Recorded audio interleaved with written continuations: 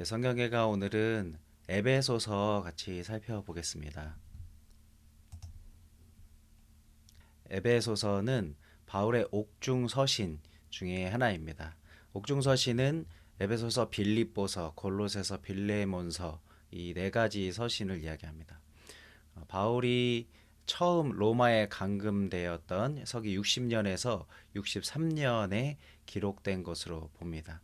아마도 골로새서와 거의 같은 시기에 기록되었을 것으로 보입니다. 이 서신서의 수신자는 확실치는 않습니다. 에베소에 있는이라는 이 구절이 초기 어떤 헬라 사본에는 빠져 있기 때문에 일부 학자들이 이 서신서가 소아시아 교회 전체에 보낸 회람용 편지이고 교회에서 교회로 전해졌을 것이라고 주장을 하기도 합니다. 에베소서와 골로새서는 내용적으로 봤을 때 하나라고 볼 수가 있습니다. 둘 다 비밀에 대한 이야기를 하고 있죠. 이 사도 바울은 이 긴 이 사도 바울의 전도 여정, 그 사역의 여정을 통해서 두 가지 비밀을 깨닫습니다. 하나는 하나님의 비밀이고 또 하나는 예수 그리스도의 비밀이죠. 이 골로새서에서는 하나님의 비밀을 이야기합니다. 그것은 뭐냐면 바로 그리스도이죠. 그래서 골로새서 2장 2절에 이는 그들로 마음의 위안을 받고 사랑 안에서 연합하여 확실한 이해의 모든 풍성함과 하나님의 비밀인 그리스도를 깨닫게 하려 함이니 이렇게 얘기합니다. 그리고 에베소서에서는 그리스도의 비밀을 이야기합니다. 그리스도의 비밀은 바로 교회입니다. 그래서 사도 바울이 이 비밀을 깨닫고 굉장히 주체할 수 없는 감격을 느끼게 되죠. 그것이 시작되는 것이 바로 이 에베소서입니다. 이 에베소시는 2차 전도 여행이 끝날 무렵에 바울이 브리스길라와 아굴라를 남겨두었었던 그 에베소를 방문하는 일들이 있었습니다.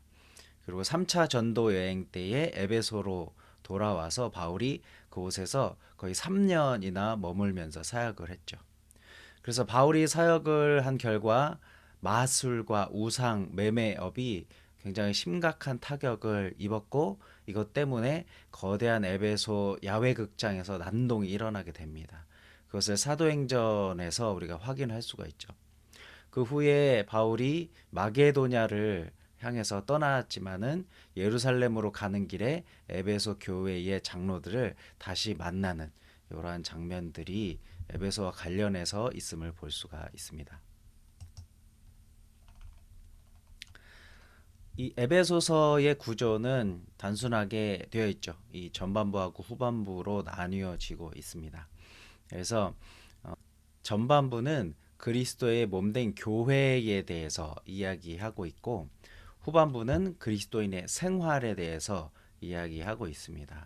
전반부에서는 이 1장 1절에서 14절까지 구원에 대한 찬양, 그리고 지혜와 계시를 위한 기도, 그리스도의 몸된 교회의 비밀, 그리고 교회를 위한 기도 이런 내용들로 구성되어져 있고요. 그리고 후반부는 그리스도의 몸을 세우라는 그리고 새 사람을 입으라는 또 서로 복종하라는 전신갑주를 입으라는 이 명령들을 통해서 그리스도인의 생활에 대해서 이야기해 주고 있습니다. 전반부의 핵심은 그리스도인의 하나됨에 대한 이야기이고 후반부는 그리스도인의 책임에 관한 내용들을 나누고 있습니다.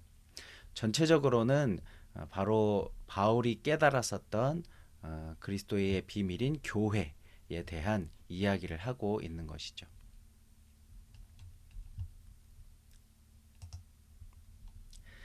내용을 보시면 1장에서는 구원하심에 대한 찬양, 그리스도의 몸, 교회에 대해서 이야기하고 또 2장에서는 십자가로 이룬 화목, 그리고 3장에서는 교회를 위한 이방인, 그리고 교회를 위한 기도 이야기하고 있습니다.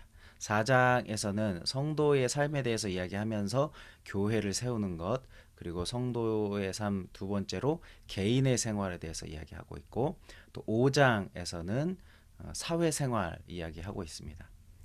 그리고 6장에서는 가정과 직장에서의 삶, 그리고 마지막으로 영적 전투에 대해서 다루고 있죠.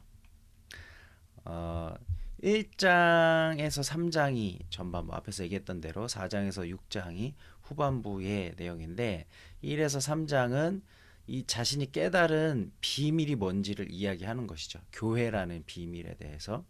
이 비밀을 깨달았는데 그것은 정말로 놀라운 비밀이었던 것입니다. 하나님 안에 감추어져 있었고, 또 그리스도 안에 또 한 번 감추어져 있었던 것이죠.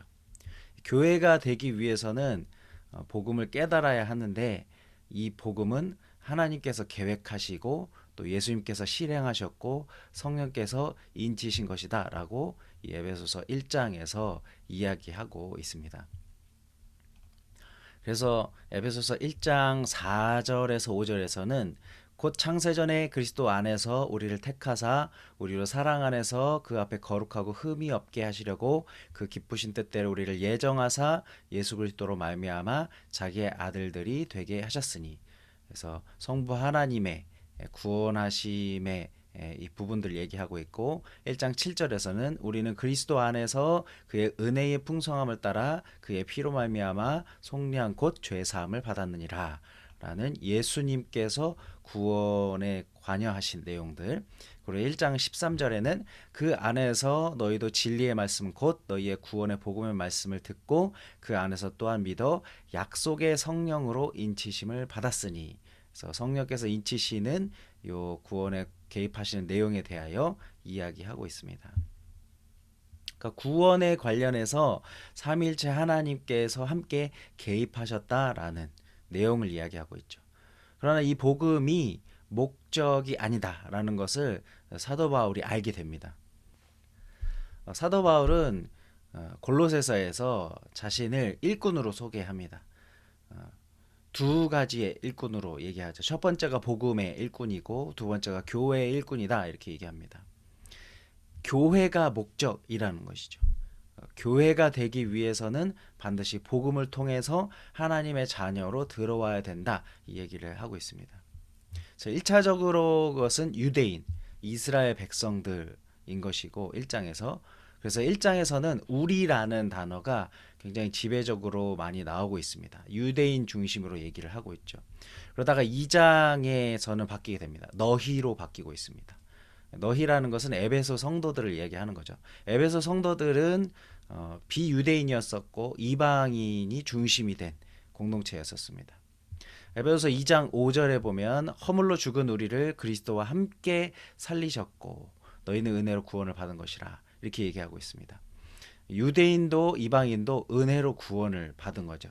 그래서 은혜로 구원받은 두 민족이 생기게 된 것입니다. 유대인과 이방인.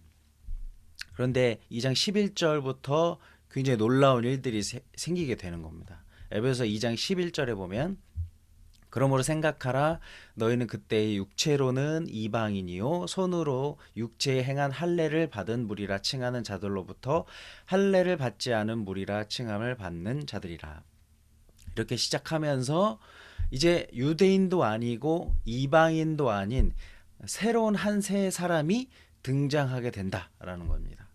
여기서 2장 15절 보면 법조문으로 된 계명의 율법을 폐하셨으니 이는 이 둘로 자기 안에서 한 세 사람을 지어 화평하게 하시고 이렇게 얘기합니다. 유대인과 이방인이 한 세 사람을 만들었다라는 거죠. 그래서 중간에 막힌 담을 허셨다 이렇게 이야기합니다. 에베소서 14장에 보면 그는 우리의 화평이신지라 둘로 하나를 만드사 원수된 것 곧 중간에 막힌 담을 자기 육체로 허시고 이렇게 얘기합니다.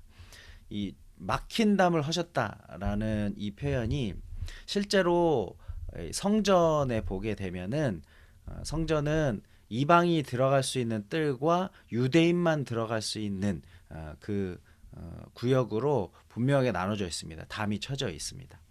그래서 실제로 그 이방인의 성전 출입 금지를 이야기하는 이 비문이 발견되었다고 해요.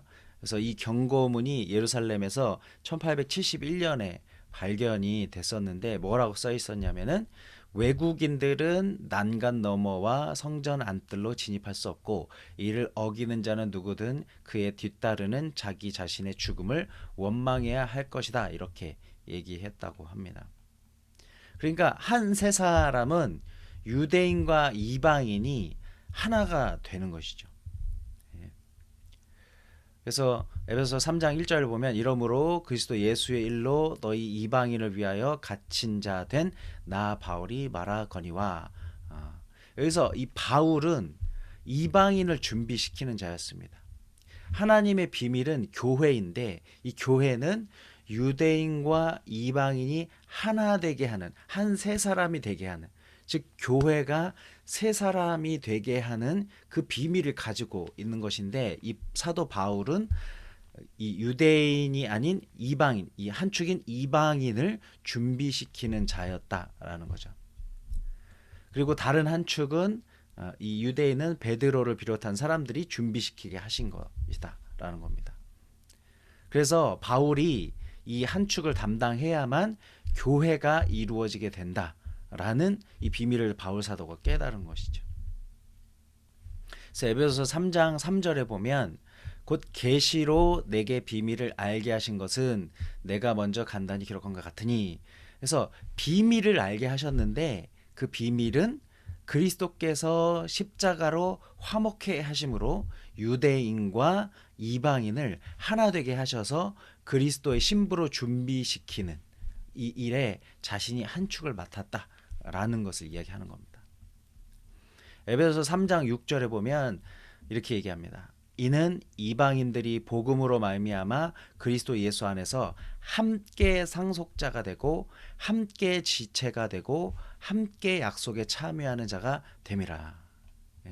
유대인과 이방인이 복음으로 함께 하게 되었다라는 거죠. 그래서 이제 이 영원하신 하나님의 뜻 가운데 있는 교회로 나아가게 됐는데 바울 사도가 그 한 축을 담당한다는 것입니다. 이것을 바울이 깨달았죠. 그래서 그는 갇힌 중에서도 너무나 행복했던 겁니다. 너무나 놀라운 일들을 감당하고 있기 때문이죠. 그래서 자기의 수고로 교회가 탄생하고 있기 때문에 그렇습니다. 그래서 지어지는 것이 3장까지가 교회의 모습이다 라는 겁니다.